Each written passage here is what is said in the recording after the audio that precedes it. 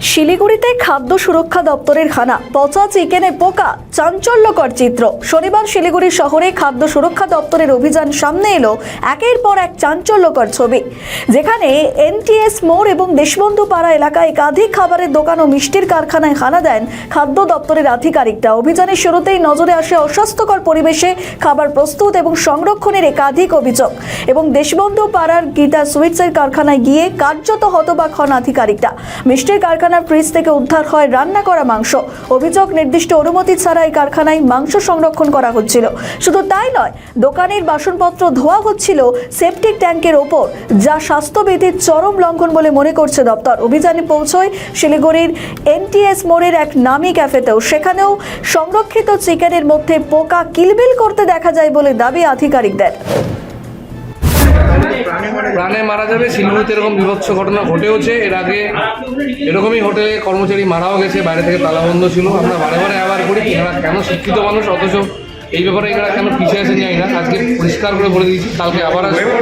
সব ঠিক না দেখলে আমরা তখন ডিপার্টমেন্টে আসছি। এটা কোন দোকানের কারখানা?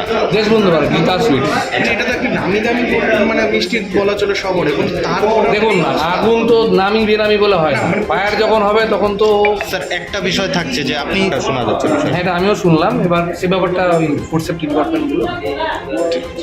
নাম কি আপনার দোকানের নাম? গীতা সুইটস। মানে মিষ্টির দোকান থেকে মাংস পাওয়া যাচ্ছে, কি বলবেন? মাংস? হ্যাঁ, ফ্রিজের উপরে মাংস রাখা রয়েছে, আপনি দেখতে পাচ্ছেন।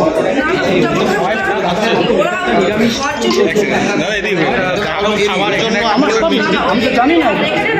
এই পরিস্থিতি মানে পরিষ্কার করেন গোডাউন? আপনারা গোডাউন পরিষ্কার করেন কখনো? হ্যাঁ, করি।